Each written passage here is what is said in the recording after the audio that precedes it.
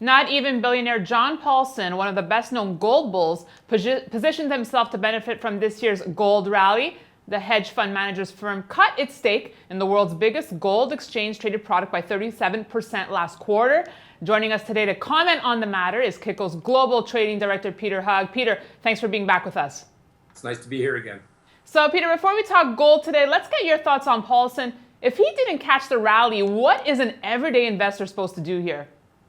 Well, I almost made a tongue-in-cheek comment this morning in my commentary relative, this could be a contrarian signal, but in all fairness to Mr. Paulson, he liquidated his gold position in the fund, the 37% liquidation in December, when pretty much everyone was out calling for gold to drop to $1,000, and the Federal Reserve was going to come up with 4 aggressive rate hikes.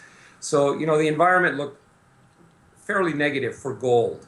And my guess is that a lot of the investors in his funds basically threw in the towel and liquidated, and he had cash calls. And in that circumstance, he had no option but to sell and liquidate a portion of his gold position to meet his cash calls. I highly doubt that he's turned bearish. I think it was just a set of circumstances that created a situation where he needed to sell gold to raise cash to meet the redemptions. All right, well, let's talk gold today. The metal seems to have steadied this Wednesday as equity markets have found a bid and oil prices stabilize here. It's obviously been a series of ups and downs here, Peter. What do you make of the volatility?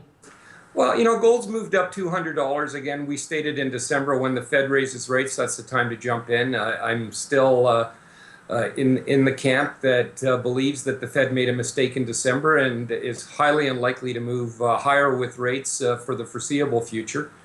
We have issues in Europe with negative rates, Japan with negative rates, China slowing, the U.S. equity markets seesawing back and forth, and that has an impact on gold. Capital flight into gold when the markets are in meltdown, specifically the equity markets, and when oil starts to tank, you get capital flows into gold. Then you get a respite and you get an equity bounce, you get an oil bounce, and money moves out of gold. So you get a lot of choppy action. Overall, the fundamentals still suggest to me that you want to be long this market. But this, as I mentioned a number of times over the past month, this is not going to be a linear move. This is going to be a choppy progression. And every time there's an issue with the equity markets, oil or Europe or China, you're going to have capital flights into gold. So I think there's a floor on gold. I'm not in the camp that suggests, as some of the brokers out there, such as Morgan, suggest that gold is going to $1,000. I think we've seen the low. But this isn't going to be a glide path right up to $1,900 or $2,000 like we saw in 2008, 2011. All right, Peter, and just quickly, I like what you wrote in your morning commentary on Kitco.com. You said if you're feeling good, sell gold. Is the euphoria misplaced? Let's talk about that. Yeah, I'm not convinced. I don't believe that the equity markets have got sustainable legs. I still think that there's some serious headwinds to the equity markets.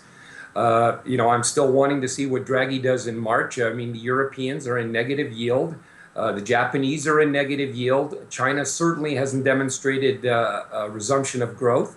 So I think there's more headwinds and more risks to the economy than there are pluses. And in that scenario, I think you need to, for sure, hold a position in gold if you're a portfolio player that wants a percentage of their allocation in gold. And as a trader, you're going to get whipsawed, so you need to trade levels. You need to trade the technical levels. Overall, I think the fundamentals still remain for the market to move higher in the short term. All right, thanks, Pete. Thanks for joining us. You're welcome. And thanks for watching this edition of Kitco's Gold Report. We have outspoken Bubba Horwitz up next from the CME.